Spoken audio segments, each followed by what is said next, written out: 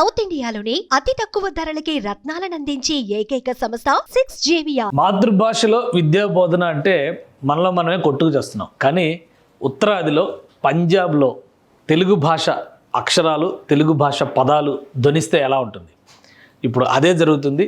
పంజాబ్లో తెలుగు భాషను ప్రత్యేకంగా స్కూల్ విద్యార్థులకు నేర్పిస్తున్నారు. 6వ తరగతి నుంచి 8వ తరగతి వరకు ఉండేటువంటి విద్యార్థులకి భారతీయ భాష క్యాంపు పేరిట కేంద్ర ప్రభుత్వం ఇచ్చినటువంటి మార్గదర్శకాలకు అనుగుణంగా తెలుగు భాషని పంజాబ్లో నేర్పిస్తున్నారు. ఇది కొంత ఆసక్తికరంగా ఉంది. ఇప్పుడు దీనికి సంబంధించినటువంటి విషయాలే వైరల్ అవుతున్నటువంటి దృశ్యాలు మనకు కనిపిస్తున్నాయి. ఇది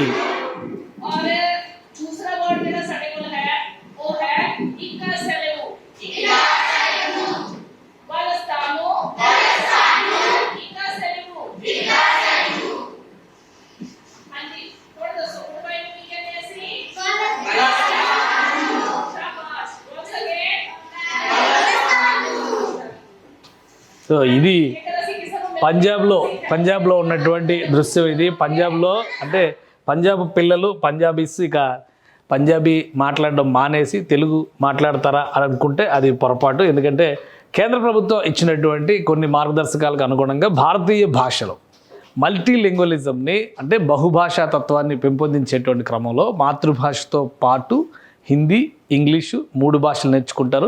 వీటితో పాటు మరొక భారతీయ భాషని ప్రోత్సహించేటువంటి క్రమంలో హై స్కూల్ లెవెల్ నుంచి అంటే 6వ తరగతి తర్వాత నుంచి వచ్చేటువంటి పిల్లలకే స్పెషల్ సమ్మర్ క్యాంప్స్ నిర్వహించడం ద్వారా భారతీయ భాషలపైన అవగాహన కల్పించేటువంటి ఒక ప్రక్రియకి కేంద్ర మానవ వనరుల శాఖ అంటే విద్యాశాఖ ఒక ప్రక్రియను ప్రారంభించింది. దానికి సంబంధించినటువంటి మార్గదర్శకాలను కూడా రిలీజ్ చేసింది. ఎన్సీఆర్టీ దీనిపైన కొంత రీసెర్చ్ చేసింది. భారతీయ భాషా క్యాంప్, సమ్మర్ క్యాంప్ అనేటువంటి దాన్ని డిజైన్ చేశారు. దీనికి కొన్ని గైడ్ లైన్స్, దాని మాడ్యూల్స్, అలానే ఇండియన్ లాంగ్వేజెస్ ప్రీమియర్స్ ఇవన్నీ కూడా ఈ ప్రైమర్స్ అన్నీ కూడా రెడీ చేసి పెట్టారు. ఈ ప్రైమరీస్ అంటే ప్రవేశికలు లాంటివి, వీటికి సంబంధించి గైడ్ లైన్స్ కూడా రూపొందించారు. డే వైజ్ యాక్టివిటీ ఎలా ఉండాలంటే 7 రోజుల్లో మరొక భారతీయ భాష పైన అవగాహన పెంపొందించుకునేటువంటి క్రమంతో పాటు చిన్న చిన్న పదాలతో మాట్లాడడం కూడా ప్రాక్టీస్ చేసే విధంగా ఈ సమ్మర్ క్యాంప్ని డిజైన్ చేశారు.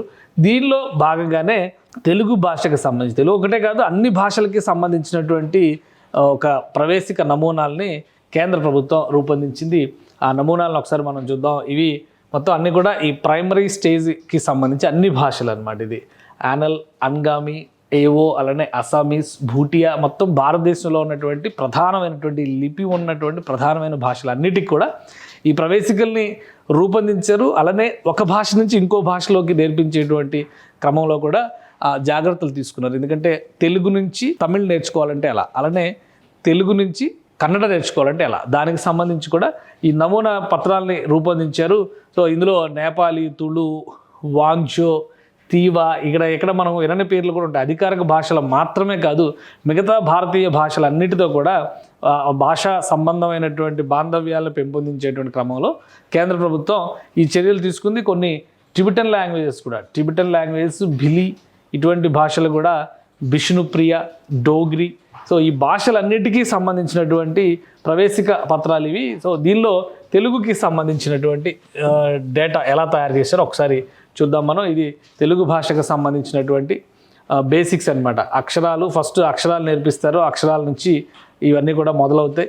ఎలా ఉంటుంది ఒక భాషకి ఇంకొక భాషకి మధ్య ఉండేటువంటి సంబంధాలన్నింటినీ దీనిపైన చాలా వర్క్ చేసింది ఎన్సీఆర్టీ. ఈ వర్క్ చేసిన సందర్భంగానే వీటికి ఒక నమూనాని రూపొందించింది. అన్ని భాషలకి సంబంధించినటువంటి ఇది ఉంది. ప్రధానమంత్రి మెసేజ్తో ఇది తెలుగు భాషా ప్రవేశిక. సో ఇది ఒక ప్రైమరీ బిగినర్స్కి అక్షరాలు ఎలా నేర్చుకోవాలి, నంబర్స్ ఎలా నేర్చుకోవాలి, చిన్న చిన్న పదాలు, నా పేరు ఏంటి, నీ పేరు ఏంటి, అట్లాంటివన్నీ నేర్చుకునే విధంగా ఈ ప్రవేశికని రూపొందించారు. సో దీన్ని ఆధారంగా చేసుకొని కేంద్ర ప్రభుత్వం ఇచ్చినటువంటి గైడెన్స్ ప్రకారం ఎవరైనా కానీ ఏ భాష అయినా కానీ నేర్చుకోవచ్చు. సో పంజాబీని వదిలేస్తున్నారా అనేటువంటి అభిప్రాయం కూడా మనకు రావచ్చు. ఎందుకంటే మన ఆంధ్రప్రదేశ్లో అయితే పెద్ద ఎత్తున ఆందోళన కూడా జరిగినాయి. ఇంగ్లీష్ కావాలి, ఇంగ్లీష్ మీడియం ముద్దు అనేటువంటి చర్చలు పెద్ద ఎత్తున జరిగినాయి. కాబట్టి తెలుగు ఇంకేమవుతుంది, తెలుగు భవిష్యత్తు ఏంటి అంటే బహుశా పంజాబీస్ తెలుగుని కాపాడతారేమో ఇక అలా ఉంది ఇక్కడ. ఎందుకంటే పంజాబ్ ప్రభుత్వం కూడా ఈ జనవరి, ఫిబ్రవరి మాసాల్లోనే ఒక సర్క్యులర్ రిలీజ్ చేసింది. ప్రతి పాఠశాలలో కూడా మాతృభాష పంజాబీని ఖచ్చితంగా నేర్పించి తీరాల్సిందే అనేటువంటి ఒక నిబంధన పెట్టింది. ఆ నిబంధన ప్రకారం మాతృభాషలో విద్యా బోధన కొనసాగుతూనే ఉంటుంది. అయితే కేంద్ర ప్రభుత్వం ఇచ్చినటువంటి ఈ బహుభాషత్వాన్ని నేర్పించేటువంటి ప్రక్రియలో భాగంగానే ఈ కొత్త విధానాన్ని రూపొందించారు. ఇందులో భాగంగా పాఠశాల విద్యార్థులందరికీ కూడా స్పెషల్గా ట్రైనింగ్ క్లాసెస్ని ఆర్గనైజ్ చేశారు. ఈ సమ్మర్ క్యాంప్లో వీళ్ళందరూ కూడా బేసిక్ తెలుగుని నేర్చుకొని ఆ తెలుగు భాషని ప్రయోగించడం వంటి విషయాల్లో కూడా వీళ్ళు ఆసక్తి కనబరుస్తున్నారు. ఇప్పుడు సోషల్ మీడియా అంతా కూడా ఈ వీడియోలే వైరల్ అవుతున్నాయి. తెలుగు భాష నేర్పిస్తున్నటువంటి దృశ్యాలు.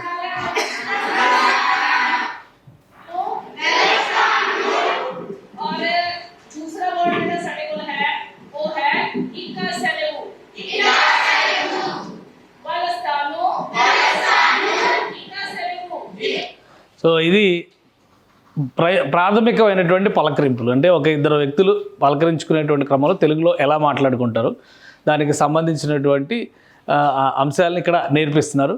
అలానే ఈ వారం రోజుల శిక్షణ కార్యక్రమాల్లో పిల్లలకి పేర్లు చెప్పడం దగ్గర నుంచి కూడా తెలుగులో నంబర్స్, తెలుగు అక్షరాలు రాయడం ఇవన్నీ కూడా పంజాబీలో ఉన్నటువంటి పాఠశాలలో నేర్పిస్తున్నారు. సో ఇది కంప్లీట్ అయిన తర్వాత వీళ్ళందరూ కూడా ఒక స్పెషల్ సర్టిఫికేషన్ కూడా అమలు చేస్తున్నారు. ఎందుకంటే ఆ సర్టిఫికేట్ ఇస్తే ఇది గతంలో కూడా మనం చూసే సంస్కృతానికి సంబంధించినటువంటి ప్రాథమిక శిక్షణకి సంబంధించినటువంటి ప్రక్రియలు ఇంతకుముందు చూసాం. అలానే హిందీకి సంబంధించి ప్రవేశిక, మాధ్యమిక ఇటువంటివన్నీ కూడా ప్రవీణ ఇటువంటి కోర్సెస్ గతంలో కూడా కండక్ట్ చేసేవాళ్ళు. హిందీ జాతీయ భాష కాబట్టి ఆ తరహాలో ప్రోత్సహించేటువంటి క్రమంలో అది చేసేవాళ్ళు. ఇప్పుడు ఇది భారతీయ భాషల్లో ముఖ్యమైనటువంటి భాషలన్నిటికీ కూడా భారతీయ భాషా సమ్మర్ క్యాంప్ అనేటువంటి పేరిట ఆర్గనైజ్ చేస్తూ స్కూల్ పిల్లలకి ప్రతి సంవత్సరం ఇది ఆర్గనైజ్ చేస్తారు. కొంత ఆ భాషలపైన అవగాహన రావడంతో పాటు చిన్న చిన్న పదాలను అర్థం చేసుకోవడానికి అవకాశం ఏర్పడింది. అలానే ఆ భాషలు ఎలా నేర్చుకోవాలి వాటికి సంబంధించినటువంటి విధి విధానాలు కూడా, అంటే ఆ భాషకు సంబంధించి ఇక్కడ ఒక డిస్క్రిప్షన్ కూడా ఇచ్చారు. Basic greetings and expressions, alphabets, numbers, signatures etcetera. అంటే రోల్ ప్లే ద్వారా కానీ flash cards, translation of various motivational and patriotic slogans. So వాటికి సంబంధించి తర్వాత virtual city tour, real life conversation practices ఇవన్నీ కూడా మరొక భాష, అంటే మాతృభాష కాని భాషనే భారతీయ భాషను నేర్చుకునేటువంటి ప్రక్రియ. అలానే ఆర్ట్, మ్యూజిక్, పెయింటింగ్ వాటి ద్వారా నేర్పించేటువంటి లోకల్ కజిన్స్, అంటే వంటకాలు, వెజిటబుల్స్ వాటికి సంబంధించినవి, cultural appreciation, development of listening skills, వీటన్నిటికీ సంబంధించి knowledge of history, geography and knowing the names of reverse, mountains, historical monuments etcetera. అలానే మోటివేషనల్ క్లోజర్ ఇవన్నీ కూడా ఈ కోర్స్ నేర్చుకునేటువంటి క్రమంలోనే భాగం చేస్తున్నారు. సో ఇది ఖచ్చితంగా భారతీయ భాషా సంస్కృతుల మధ్య ఒక అవగాహనను పెంపొందించే ప్రక్రియ అవుతుందని చెప్పని కేంద్ర ప్రభుత్వం భావిస్తుంది. కొత్తగా రూపొందించినటువంటి ఎడ్యుకేషన్ పాలసీ 2020లో భాగంగానే ఇతర భారతీయ భాషల్ని మిగతా భారతీయ సమాజంతో మేళవించేటువంటి ప్రక్రియగా కేంద్ర ప్రభుత్వం ఇది చెప్తుంది. ఇప్పుడు ఎక్కువగా సోషల్ మీడియాలో ఆసక్తికరంగా మారుతుంది ఏంటంటే, ఎక్కడో ఉత్తరాదిన పంజాబ్లో ఉన్నటువంటి పాఠశాలల్లో తెలుగు భాషా పదాలు, తెలుగు పలకరింపులు వినబడడం అనేది ఆసక్తికరంగా మారుతుంది. పిల్లలు తెలుగులో అంటే పంజాబీ పిల్లలు తెలుగులో మాట్లాడుతున్నటువంటి వీడియోలు కూడా ఇప్పుడు వైరల్ అవుతున్నాయి. ఇదంతా కూడా కేవలం కేంద్ర ప్రభుత్వం తీసుకొచ్చినటువంటి బహుభాష విధానాన్ని దృష్టిలో పెట్టుకుని జరుగుతున్నటువంటి ప్రక్రియ. వాస్తవానికి మన విద్యా విధానంలో ఇది కొత్తగా ఉండొచ్చు, కానీ యూరోపియన్ ఎడ్యుకేషన్ సిస్టంలో ఇది పాత పద్ధతి. దశాబ్దాల తరబడి వాళ్ళు మాతృభాషతో పాటు మరొక 2 యూరోపియన్ భాషలు నేర్చుకునేటువంటి పద్ధతి ఉంది. ఎందుకంటే యూరోప్ దేశాలు చాలా చిన్నగా ఉంటాయి. మన దేశంలో ఒక్కొక్క రాష్ట్రం ఒక్కొక్క దేశం అంత సైజులో అక్కడ ఉంటుంది కాబట్టి జనాభా కూడా మనతో పోల్చి చూసినప్పుడు వాళ్ళ జనాభా తక్కువే ఉంటుంది. అందుకని పక్కన ఉన్నటువంటి దేశాలు మాట్లాడేటువంటి భాషలు, ఉదాహరణకి జర్మనీలో ఉండేవాళ్ళు ఫ్రెంచ్ నేర్చుకోవచ్చు, ఇంగ్లీష్ నేర్చుకోవచ్చు, ఇటలీలో ఉండేవాళ్ళు ఫ్రెంచ్ నేర్చుకోవచ్చు, జర్మనీ నేర్చుకోవచ్చు. ఇట్లా 2-3 భాషలు నేర్చుకునేటువంటి మల్టీలింగ్వల్ సిస్టమ్ అనేది యూరోపియన్ సమాజంలో చాలా బలంగా నాటుకుని ఉంది. అందుకని అక్కడ కమ్యూనికేషన్ పరంగా సమాచార ప్రసారం విషయంలో మాత్రం ఎలాంటి ఇబ్బందులు రావు. మరొక భాషకి సంబంధించినటువంటి అంశాలు కూడా నేర్చుకోవడానికి ఒక వెసులుబాటుగా ఉంటుంది. సో ఇప్పుడు ఒకే దేశంగా ఉన్నటువంటి భారతదేశంలో ఉన్న అనేక భాషల మధ్య ఒక సుహృద్భావ సంబంధాలను తీసుకొచ్చేటువంటి క్రమంలోనే కేంద్ర ప్రభుత్వం ఈ ఎడ్యుకేషన్ సిస్టమ్ని తీసుకొచ్చింది. అందులో భాగంగా పంజాబ్ ప్రభుత్వం గవర్నమెంట్ పాఠశాలల్లో సమ్మర్ క్యాంపులు నిర్వహిస్తూ భారతీయ భాషలను నేర్చుకునేటువంటి పద్ధతిని ప్రోత్సహిస్తుంది. ఇప్పుడు తెలుగు పదాలు పంజాబ్లో అందుకే ప్రతిధ్వనిస్తున్నాయి. సుమన్ టీవీలో మీ పర్సనల్ అండ్ బిజినెస్ ప్రమోషన్స్ కోసం కింది నెంబర్కి కాంటాక్ట్ చేయండి.